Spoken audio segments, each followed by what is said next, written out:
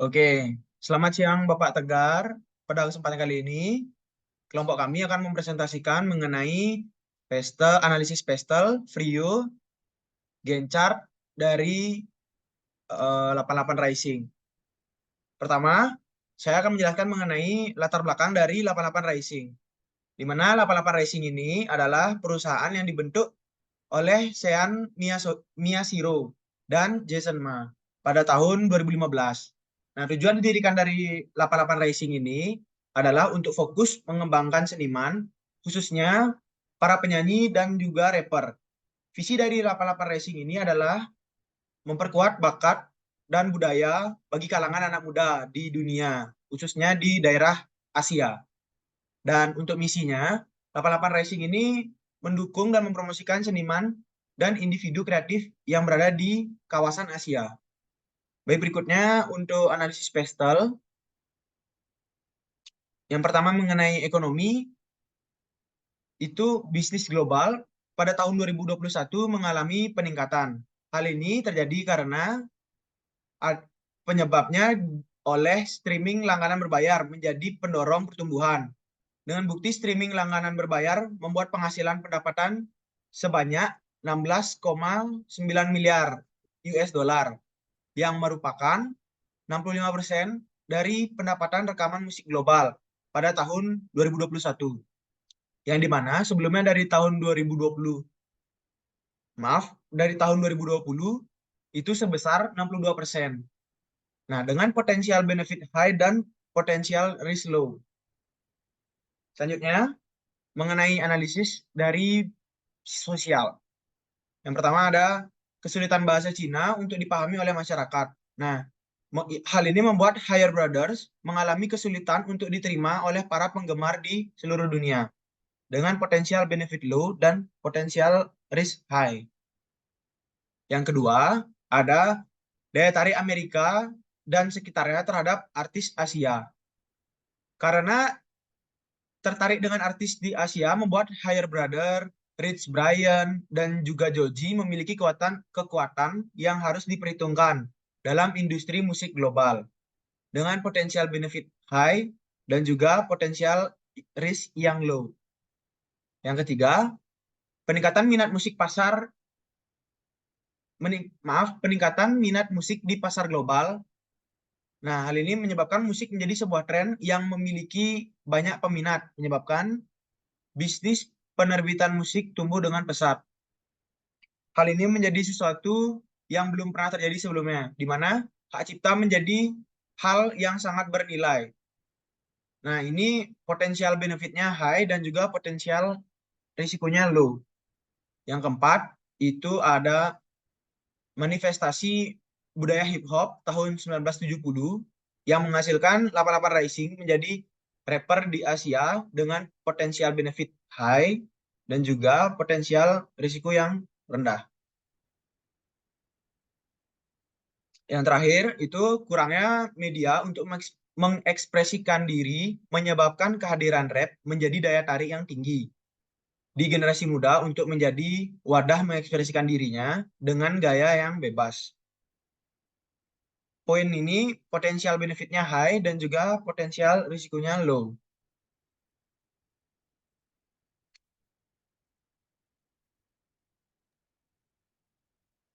Oke, selanjutnya mengenai pestel teknologi, yaitu dengan berkembangnya teknologi dan juga perkembangan musik yang pesat, menyebabkan pasar global dapat menikmati siaran musik tersebut tanpa harus ke lokasi atau disebut streaming dengan langganan berbayar, dengan potensial benefit high dan potensial risikonya low.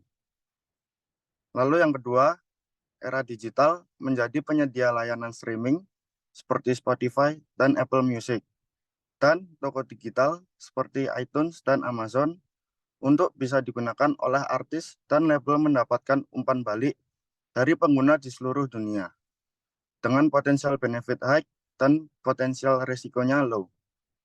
Lalu yang ketiga, ada kemajuan teknologi menghasilkan TAM menjadi platform media secara eksklusif untuk genre musik dansa elektronik dan untuk menjadi saluran budaya bagi komunitas Asia dengan potensial benefit intermediate dan potensial risk low.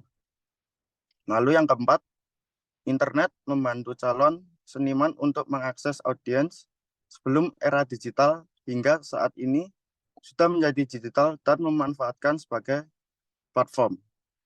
Potensial benefit high dan potensial resikonya low. Lalu selanjutnya mengenai legal. Yang pertama, dengan adanya kontrak perjanjian yang disebut kesepakatan 360, di mana perjanjian tersebut menyebutkan bahwa label berhak atas bagian penghasilan artis sesuai dengan kesepakatan yang dibuat. Label di sini sebagai pihak yang memandu artis agar lebih dikenal di pasar global, dengan potensial benefit high dan potensial risikonya low. Selanjutnya, mengenai Frio. Yang pertama, 88 Rising menjadi arbiter budaya Asia melalui streaming online dan YouTube. Yang dimaksud arbiter di sini adalah 88 Rising berhasil memiliki pengaruh atau kekuatan untuk membentuk tren rap di Asia dan memberikan dampak langsung pada dunia rap di Asia melalui streaming online dan YouTube. Ini menjadi bagian dari capability 88 Rising dan menjadi core capability 88 Rising. Bervaluable karena ada menjadi arbiter budaya Asia mendorong nilai tambahan yang dimiliki 88 Rising dan menjadi keunggulan yang dimiliki. Tidak rare karena tidak menjadi sebuah hal yang langka, karena perusahaan selain 88 Rising bisa mendapatkannya. Inimitable karena kemampuan 88 Rising sulit untuk ditiru, maka dari itu hal ini menjadi keunggulan untuk 88 Rising. 88 Rising menjadi arbiter budaya Asia, tidak bisa digantikan dengan hal lain. Lalu yang kedua, 88 Rising sadar akan kesulitan jika bersaing dengan beberapa label yang sudah terkenal. Jika langsung masuk ke dalam media yang besar, dan tentunya akan memakan biaya yang banyak, dengan tingkat pertumbuhan engagement yang sedikit. Maka mereka memutuskan untuk memanfaatkan media tradisional seperti radio untuk menargetkan pasar di kalangan radio dengan biaya yang lebih murah. Hal ini untuk meningkatkan engagement mereka setelah memiliki engagement yang cukup tinggi. Mereka merencanakan untuk menggunakan media yang lebih besar dengan biaya yang dikeluarkan diharapkan dapat meningkatkan engagement dari 88 Rising. Hal ini menjadi faktor internal kapabilitas, namun tidak menjadi inti dari kapabilitas. Hal ini menjadi bervalue karena dengan menggunakan media tradisional akan membantu 88 Rising menjangkau audiens dengan biaya yang rendah. Dan audiens yang berada di wilayah sulit teknologi pun bisa mengenal 88 Rising melalui media tradisional. Hal ini tidak menjadi kelangkaan dari 88 Rising dan perusahaan lain bisa mengikuti jejak 88 Rising.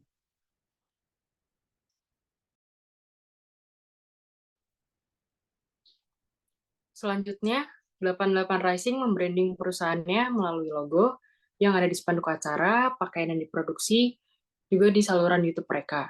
Dengan demikian, 88 Rising dapat menjangkau audiensnya yang berada di berbagai wilayah dengan biaya yang lebih rendah. Hal ini menjadi keunggulan dalam bentuk resources dan menjadi core resources. Dengan membranding perusahaan mereka melalui hal-hal tersebut, mereka memiliki nilai internal yang berharga bagi perusahaan. Namun hal ini tidak menjadi langka karena perusahaan lain juga dapat melakukan hal yang sama, juga bisa ditiru oleh perusahaan lain, dan mereka dapat memperluas jangkauan audiens, bisa tidak hanya melalui logo perusahaan maupun saluran YouTube. Selanjutnya, dalam 3 tahun, 88 Rising membuat Higher Brothers diterima dalam dunia rap tidak hanya di Tiongkok, tetapi juga di seluruh dunia, di mana bahasa Tiongkok dan dialek Sichuan terdapat dalam beberapa lagu mereka yang sebagian besar tidak dapat dipahami oleh penggemar. Hal ini menjadi capability dan core capability dari 88 Rising. Hal ini juga menjadi nilai bagi mereka karena berhasil menembus rap dunia melalui Higher Brothers di bawah naungan mereka. Hal ini tidak langka karena pencapaian tersebut bisa dilakukan oleh perusahaan lain yang tentunya juga dapat ditiru dan dapat tergantikan. Selanjutnya, 88 Rising sadar akan banyaknya negara yang ada di Asia yang menyebabkan adanya perbedaan budaya antara individu. Hal tersebut dimanfaatkan oleh 88 Rising dengan memproduksi video yang berjudul How the Next Gen of Asian Hip Hop is Taking Over the Music World pada tahun 2019 untuk membantah statement yang beredar mengenai rap Tiongkok, sekaligus membuktikan bahwa rap Tiongkok juga bisa memproduksi lagu rap untuk bersaing di pasar global. Hal ini menjadi keunggulan internal dari kapabilitas dan menjadi inti keunggulan kapabilitas 88 Rising untuk membuat mereka semakin terkenal. Tentunya hal ini bervalue untuk mereka agar bisa semakin membesarkan nama perusahaan, namun tidak menjadi kelangkaan. Hal ini juga bisa ditiru oleh perusahaan lain. 88 Rising juga bisa memperluas nama perusahaannya dengan berkolaborasi dengan film dokumenter dari luar negara Tiongkok. Selanjutnya, 88 Rising mengontrak artis-artis Asia yaitu Higher Brothers, Rich Brian, dan Joji yang membuat profil mereka meningkat di kancah global. Hal ini merupakan resources dan core resources dari perusahaan mereka, yang menjadikan hal tersebut juga menjadi nilai bagi mereka sehingga profil mereka dapat meningkat dan bukanlah sebuah kelangkaan, yang tentunya juga perusahaan lain dapat meniru dan hal ini tidak bisa tergantikan. Selanjutnya, selain memasarkan mereknya sendiri, 88 Rising juga melakukan kemitraan dengan merek gaya hidup seperti Samsung, McDonald, dan Netflix untuk memasarkan produk mereka di luar dari audiens musik untuk memperluas target pasar mereka. Selain itu, 88 Rising juga melakukan kerjasama dengan Johnny Walker untuk meningkatkan citra merek mereka di luar penikmat musik. Ini menjadi salah satu inti dari kapabilitas 88 Rising yang memiliki nilai berharga, karena dengan mereka bekerja sama dengan kemitraan merek gaya hidup, mereka dapat memperluas target pasar mereka, namun hal ini bukanlah sebuah kelangkaan dan bisa ditiru oleh perusahaan lain. Dan yang terakhir, 88 Rising memposting video Made in China milik Higher Brothers yang telah ditonton sebanyak 25 juta kali pada tahun 2022.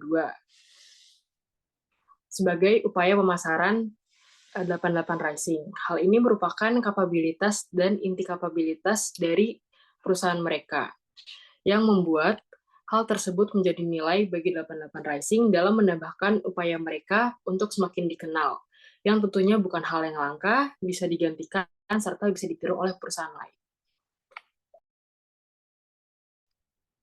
Oke, selanjutnya saya akan ngejelasin mengenai SCQA. Yang pertama adalah Situation. 88 Rising merupakan perusahaan manajemen hybrid, label rekaman, produksi video, dan pemasaran yang ingin dikembangkan oleh 88 Rising di dunia musik. 88 Rising dibangun oleh Sean Miyashiro pada tahun 2015 dan memiliki beberapa artis seperti Higher Brothers, Rich Brian, dan Joji yang memiliki kekuatan di dalam industri musik global dan ingin terus mengembangkan 88 Rising di dunia musik. Lalu yang C-nya, Complication, yaitu menciptakan lagu menggunakan bahasa Cina dengan genre rap, sehingga mengalami kesulitan untuk dipahami oleh audiens dan untuk mengembangkan perusahaan. Lalu ada question, di sini ada beberapa question yang kami sediakan, yaitu pertama, bagaimana 88 Rising melakukan upaya untuk mengembangkan perusahaan dan artisnya di dunia global dengan situasi audiens yang sulit memahami bahasa Cina. Lalu yang kedua, bagaimana 88 Rising bisa menjangkau audiens dari berbagai negara. Yang ketiga, haruskah 88 Rising mendiversifikasi genre musik yang mereka tampilkan untuk menjangkau lebih banyak penggemar, namun beresiko melemahkan citra merek yang selama ini terkait erat dengan rap Asia.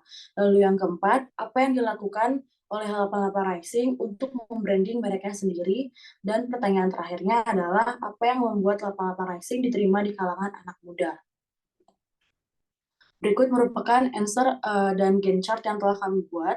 Yang pertama, kita membuatnya ini dari tahun 2024, 2025, 2026, sampai 2027.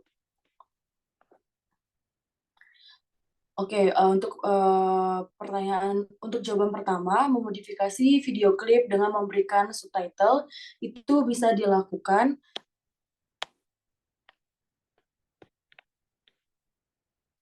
mungkin di kuartal 1, lalu ada memproduksi lagu.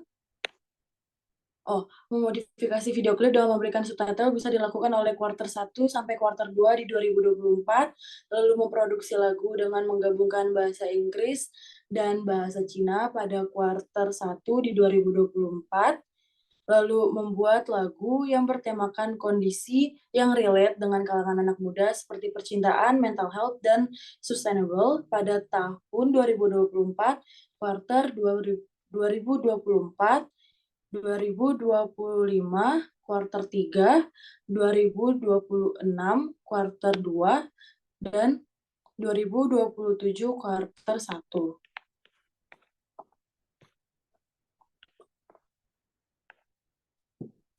Lalu berkolaborasi dengan sosial media seperti TikTok pada kuartal 4 2025, lalu kuartal 1 dan 2 2026, dan untuk berkolaborasi dengan label Amerika yang sudah terkenal bisa dilakukan di kuartal 2 2024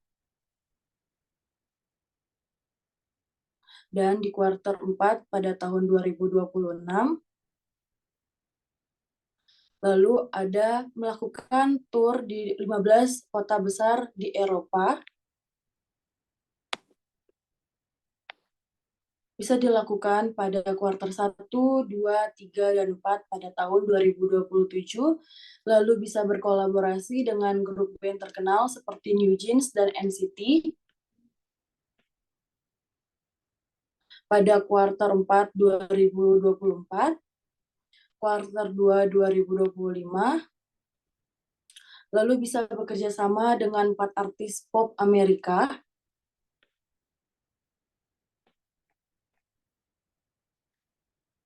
Bisa dilakukan di kuartal 4 2026, lalu berkolaborasi dengan NBA.